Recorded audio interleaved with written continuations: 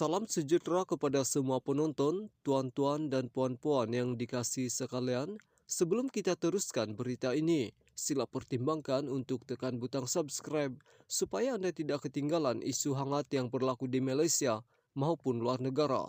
Anda juga dibenarkan untuk kongsikan video ini agar semua orang mengetahui isu hangat ini. Baiklah, isu hangat hari ini ialah sebelum PRU 2018, Zaid Ibrahim merupakan penyokong Dr. Mahathir Mohamad dan antara pengkritik lantang Najib Razak. Namun kini firma guaman barunya telah dilantik mewakili Najib dalam rayuan terakhirnya di peringkat Mahkamah Persekutuan setelah disabit bersalah dalam kes SRC Internasional. Berhubung sebab dia menukar pendiriannya, Zaid menjawab dia tiada komen ketika ditanya Malaysia kini. Namun dalam satu video di Facebook awal bulan ini, bekas Menteri Undang-Undang itu memberi penjelasan yang boleh menjadi pembayang terhadap perkara itu. Masa itu saya yakin dia terlibat dalam skandal 1MDB secara langsung. Selepas mendengar kes di mahkamah khususnya kes SRC dan 1MDB, saya mengubah fikiran. Sekarang saya yakin Najib kena tipu. Najib ditipu bukan saja oleh Jolo, tetapi pegawai-pegawainya, pegawai dalam 1MDB. Dia ditipu oleh Goldman Sachs, dia ditipu oleh Abar Investment dari Abu Dhabi. Jadi kehilangan uang berbilion ringgit itu pada pendapat saya bukanlah kesalahan dia. Dalam arti kata dia yang merancang semua itu, katanya dalam video yang dimuat naik di laman Facebooknya. Zaid berkata lagi, sebagai Perdana Menteri, Najib memang bertanggung jawab terhadap perkara itu. Tetapi itu soal lain, kebertanggungjawaban itu sebab dia Perdana Menteri. Tapi saya rasa dia bukanlah yang merancang untuk menipu rakyat Malaysia, katanya lagi.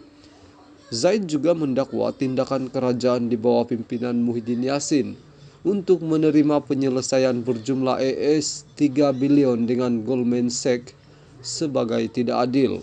Sepatutnya kita suruh Goldman Sachs bayar AS 49 bilion, katanya. Dalam pada itu, Zaid berkata dia mahu tahu apakah peranan bank negara dan pegawai 1MDB dalam skandal tersebut. Jadi seolah-olah nak marah seorang saja, Najib, tetapi tiada pun tunjuk rasa marah. Kenapa tak jumpa lagi Jolo? Tak ada usaha pun nak cari dia. Tak marah kenapa bank negara tak ambil tindakan. Tak ada rasa marah kepada Maybank dan bank-bank tempatan lain. Yang kita nak marah adalah Najib, katanya.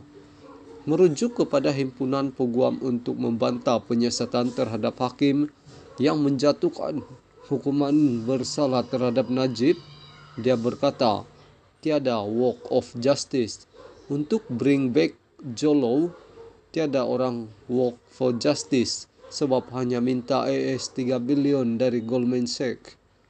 Menurut Zaid, kekangan masa mungkin menjadi faktor menghalang UMNO dan BN untuk memberikan penjelasan sewajarnya berkenaan skandal 1MDB sebelum PRU lalu, dan maka ini adalah masanya untuk berbuat demikian.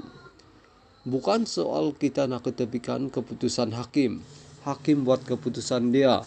Tetapi kita rakyat mesti ada pendirian sendiri. Hakim pun boleh buat silap. Seluruh dunia kita lihat kes-kes yang hakim silap. Tapi biar mereka buat keputusan. Tapi kita rakyat juga mesti faham isu ini. Peranan Goldman Sachs 1MDB, isu peranan saksi dan pendakwaan. Kita perlu faham semua ini, barulah kita dapat buat keputusan adil terhadap Najib Razak. Saya rasa eloklah kalau UMNO beri penjelasan. Jangan was-was, jangan bimbang, nanti orang kata kamu sogok penyengak. Kamu penyokong perasuah, Anda perlu yakin dengan pemimpin Anda. Kes tak habis lagi pun dan banyak keterangan yang diberi itu cakap dengar. Artinya ini Jolo suruh. Jolo maknanya Najib. Bukti seumpama itu, katanya. Jangan tak kenang budi, dia juga menasihati orang ramai agar tidak menjadi kumpulan yang tidak kenang budi.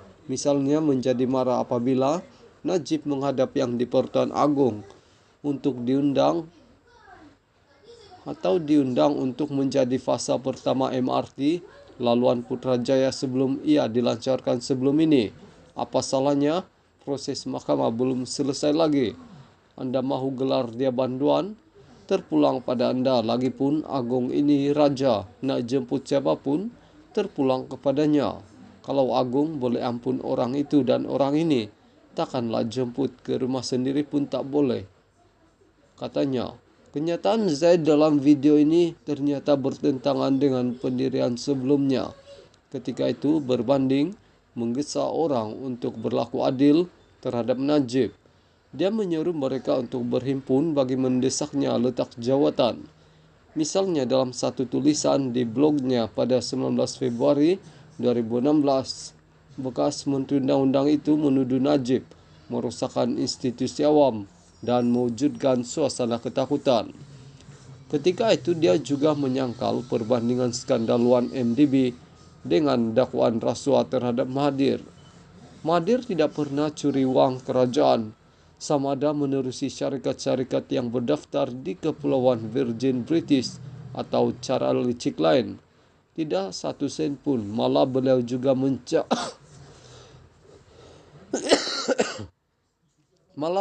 mencabar Najib untuk menyiasatnya. Najib sebaliknya terlibat dalam pelbagai skandal keuangan, sama ada pembelian kapal selam, 1MDB, dan derma yang diterimanya sebagai Perdana Menteri. Najib dan istrinya amat kaya dan gaya hidup mereka seperti raja dan permaisuri. Sebaliknya, Mahathir dan istri Tun Dr. Siti Hasma Muhammad Ali hidup secara sederhana. Walaupun Mahathir menyuruh Najib dan polis untuk menyiasatnya, Najib pula sibuk mengarahkan siasatan ke atasnya ditutup. Nampak perbezaannya, katanya ketika itu.